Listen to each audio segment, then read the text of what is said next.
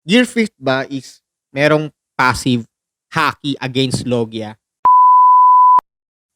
Kamusta? Ito ang One Pips! Dito may kainan. Numan Kwentuhan. At syempre, One Piece! Ako si Koy. Ako si Mark. Arsiman. M. Gear Fifth ni Luffy. Okay? Yung unang laban ni Luffy na naka-Gear Fifth is yung kay Kaido. Dito natin napansin na yung landscape is naapektuhan niya. Nagiging goma. No? Oh. Yung sunod naman is kay Lucci. Okay? Nakita tayo ng hindi natin inaasahan, yung tipong unexpected, kaya niyang mag-materialize ng bagay out of nowhere. Okay? Yung goggles. Yung tipong, Out of thin hair. Diba? Out of thin hair. Nag-material ng goggles. That joke of the week, boy. Okay. Game. Ngayon naman sa pangatlong laban ni Luffy na naka-Gear Fifth kay Kizaru. Laban lang. Laba. Ano yan? Foreshadowing kasi mag-Kizaro. Ano birthday? Wordplay! Bird! Okay, ito. Yun nga, yung Gear Fifth ba is merong passive haki against Logia. Kasi, nadakot niya si Kizaru eh. I mean, yun, di ba, dinakot talaga eh. Parang tayo. Iniisip ko nga yung panel na yun.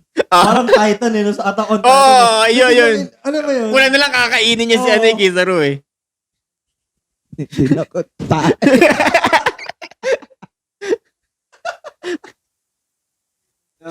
Yun lang. Yun nga, although may panel na ginamitan ng armament haki para sipain si Kizaru. Okay? Tsaka isa pa, last is yung Gear Fifth ay sobrang sturdy. Parang naka-armor,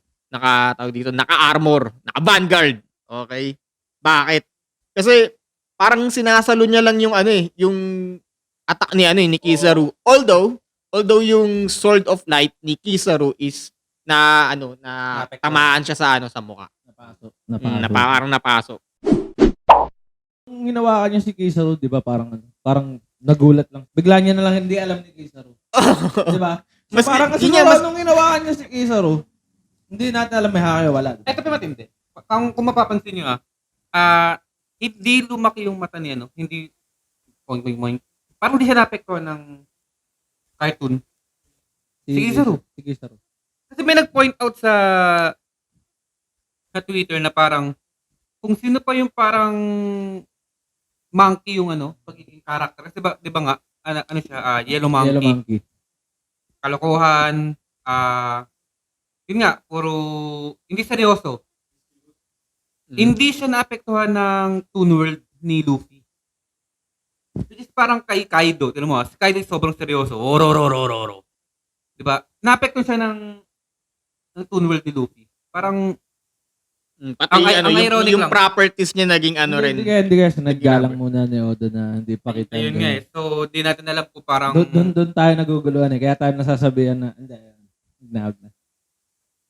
Pero di ba nung hinawakan niya si Kizaru, tapos binato niya, parang wala lang reaction Parang wala si Kizaru, di ba? Tapos, malalaglag na ako, tubig pala yung babagsakan ko. Tapos biglang siya, particle ng light particle. Pero pag-uusapan natin yan.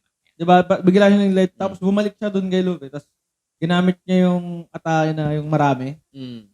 Tapos nung sinipa ni Luffy, is, may haki na. May nag-itim na yung pinakapa niya, di ba? Tapos tinamaan lahat. Pero hindi niya nakuha. Hindi niya tamaan. Nagulat siya. Sinakal na ni Kizaru si Usopp.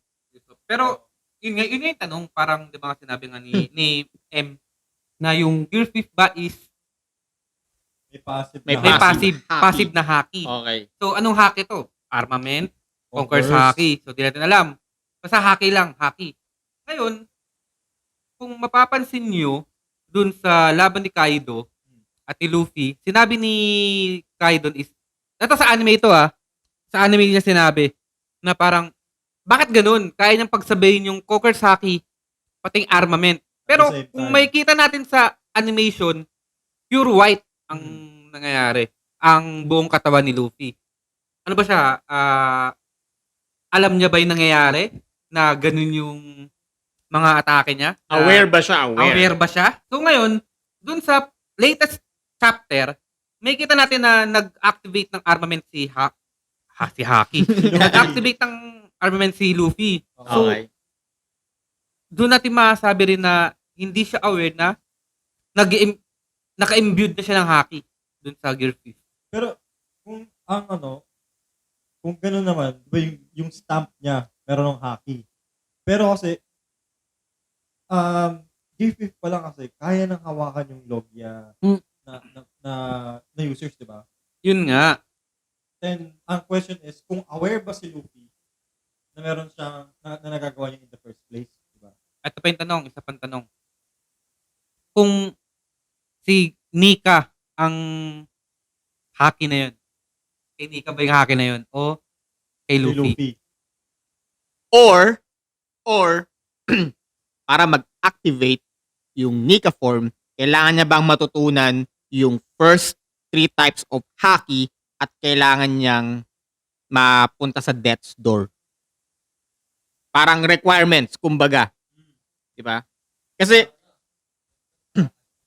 di ba parang natutunan niya lahat ng basic and advanced Haki bago siya namatay. And then, nabuhay ulit. Maraming din nagsasabi. Ilan yun? Wait lang, ilan yun? 3? Mm. Wait, 3 days.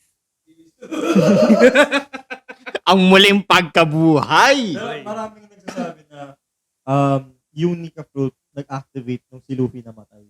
Basically, sa laban na ni Kaido, namatay rin daw talaga si Luffy. Parang ayun yung ano.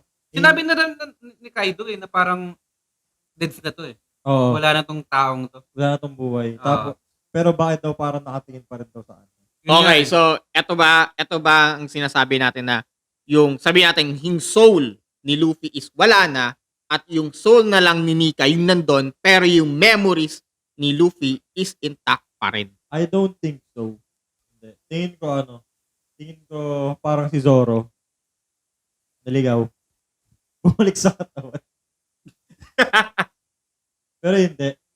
Tingin ko, ang nagbuhay kay Luffy ulit is yung siya parang part ng prutas niya. For example, yung prutas ni Brook, merong certain condition which is para mag-activate yung prutas niya, kailangan niya muna mamatay once. Same thing dun sa prutas ni Luffy. Ganyan lang siguro. Pero still, let's go back to the question. Does Gear 5 Luffy, Nika mode, meron bang passive Haki? Comment down below kung ano tingin nyo. Kasi nakuha niya si Zoro nang wala lang. Parang alitap-tap. Parang Titan dinakot lang Tinawag nga, parang tae lang. Pero magandang parang dito mo malaman yung kung sino yung nag-a-analyze ng Right, manga or manga anime kasi iba yung lumalabas sa manga, iba yung lumalabas sa anime. hindi yung parang tamang basa lang. Yun Yung mga walang kakwentuhan, joke lang. Kung nagustuhan nyo yung mga video namin, you can like, comment, share, and subscribe sa aming YouTube channel. I-follow nyo na rin kami sa Facebook para updated kayo lagi sa mga gagawin naming videos regarding sa topic ng One Piece at sa mga chapter na darating.